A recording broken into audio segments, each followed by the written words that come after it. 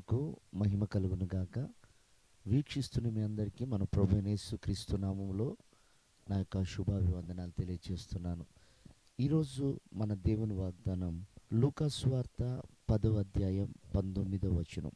శత్రువు బలమంతటి మీదను మీకు అధికారము అనుగ్రహించి ఉన్నాను.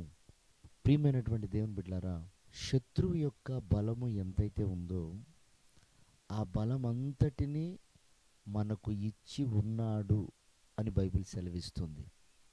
ఇస్తున్నాడు అని లేదు, ఇవ్వబోతున్నాడు అని లేదు, ఇచ్చాడు. అంటే శత్రువు ఎలాంటి వాడైనా, ఎంతటి బలవంతుడైనా ఎదుర్కోవటానికి మనము సామర్థ్యులమని అర్థం.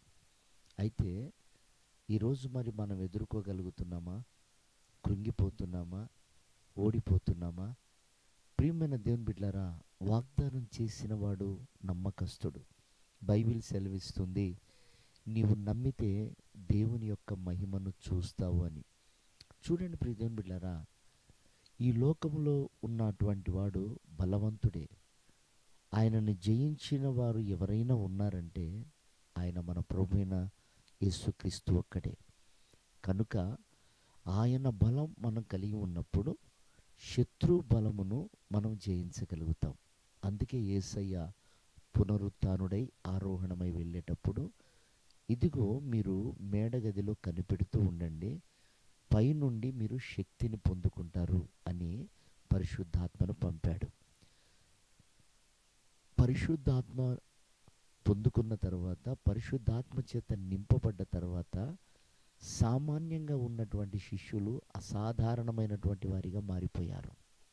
కనుక ప్రియ దేవుని బిడ్డలారా, శత్రువు ఈరోజు మనల్ని బెదిరిస్తున్నాడు అంటే మనలో అభిషేకం లేకపోతే భయపడతాం, ఆత్మ లేకపోతే భయపడతాం. అదే మనల్ని చూసి శత్రువు భయపడాలంటే మనలో దైవికమైన శక్తి ఉండాలి, అదే అభిషేకం. చూడండి, దావీదు సామాన్యంగా ఉన్నప్పుడు అతడేమీ చేయలేకపోయాడు. అతని మీదికి బలమైనటువంటి అభిషేకం దిగి వచ్చినప్పుడు అతడు ఎలుగుబంటిని చీల్చాడు, సింహాన్ని చంపాడు, గొలియాతును చంపగలిగాడు. ప్రియమైన దేవుని బిడ్డలారా, అదే శాంసన్ సామాన్యంగా ఉన్నప్పుడు అతడు ఏం చేయలేకపోయాడు. అతడి మీదికి బలమైనటువంటి శక్తి దిగి వచ్చినప్పుడు అతడు బలం పొందుకున్న తర్వాత సింహమును మేకపిల్లవలే చీల్చాడు. బైబిల్లో ఏ భక్తుడిని తీసుకున్నా, దేవుడు ఏ భక్తుడిని వాడుకున్నా అభిషేకం చేత నింపబడ్డ తర్వాత, ఆత్మ చేత నింపబడ్డ తర్వాతనే వాళ్ళు బలమైన కార్యాలు చేసినట్లుగా బైబిల్ సెలవిస్తుంది. ఈరోజు శత్రువు అనేవాడు బలవంతుడు లోకంలో. వాడిని జయించటానికి మనకు పరసంబంధమైన బలం కావాలి, అదే పరిశుద్ధాత్మ అభిషేకం. ఈ చివరి దినాల్లో ప్రభు ఇచ్చిన వాగ్దానం, అంత్య దినములలో ప్రతి ఒక్కరి మీద దేవుడు ఆత్మను కుమ్మరిస్తానన్నాడు. ప్రియ దేవుని బిడ్డలారా, నువ్వు ఎదుర్కొనేవాడు సామాన్యుడు కాదు. నీకొచ్చే సమస్య వెనుక ఉన్నటువంటి హస్తం బలమైందే. దాన్ని జయించడానికి అభిషేకం కావాలి. కనుక కనిపెట్టుకొని ఆ ఆత్మను పొందుకొని దుష్టుణ్ణి జయిద్దాం. వాడేమాత్రం హాని చేయలేడు. ఆ ధైర్యంతో లోకాన్ని జయించి ప్రభు రాకడికి సిద్ధపడదాం.